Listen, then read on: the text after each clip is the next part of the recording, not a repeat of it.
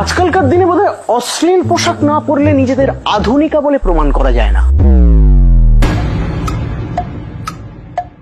কথাটা আপনি আমাকে বললেন না? এখানে তো আর কেউ আছে বলে দেখতে পাচ্ছি না। আচ্ছা, তা আপনি কি জানেন আদতে অশ্লীলতা কি? শোনো মেয়ে, আমি তোমার থেকে বয়সে অনেক বড়, জীবন আমি না তোমার থেকে অনেক বেশি দেখছি, তাই তুমি আমাকে শেখাতে এসো না অশ্লীলতা কি। আপনি আমার থেকে বয়সে বড় মানেই আপনি যা কিছু জানেন, যা কিছু বলেন সব ঠিক, এটা ভাবার কোনো কারণ আছে কি? তাই নাকি?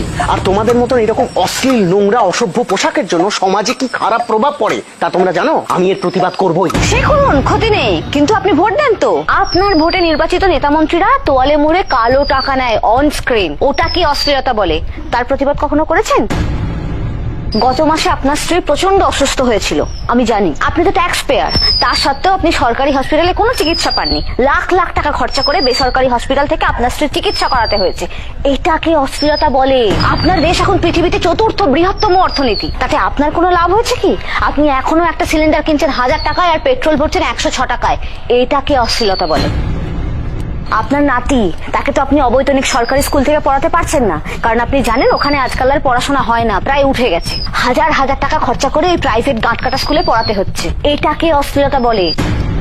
আরো বলবো, আপনার ছেলের সরকারি চাকরির জন্য ঘুষ দিয়েছিলেন তো, চাকরিটাও পায়নি, টাকাটাও ফেরত পাননি। এটাকে অশ্লীলতা বলে? কি হলো কাকু, পালাচ্ছেন কেন? পালিয়ে গেলে হবে? ওয়ার্ল্ড হাঙ্গার ইন্ডেক্সে আপনার দেশের স্থান 105 নম্বরে, অথচ এই দেশের রাজনৈতিক এজেন্ডা কি? মন্দির মসজিদ। এটাকে অশ্লীলতা বলে?